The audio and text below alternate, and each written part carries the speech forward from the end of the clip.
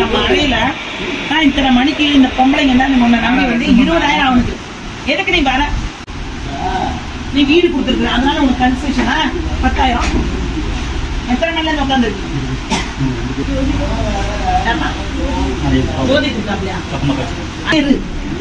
புரியுதா? அப்ப செய்ய வேண்டியது அவசியமே இல்ல.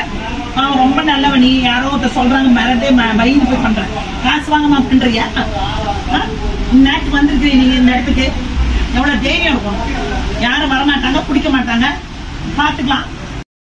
ஃபேமஸ் நீங்களாம், டாக்டர் இல்ல நீங்களாம், டாக்டர் மேடம் நீங்களாம். என்ன படிச்சிருக்கேன்? Diploma nursing. எங்க படிச்ச? அதே இருக்கு நம்மளாம் எடுத்து வாங்கல, என்ன தெரியாது. அவன்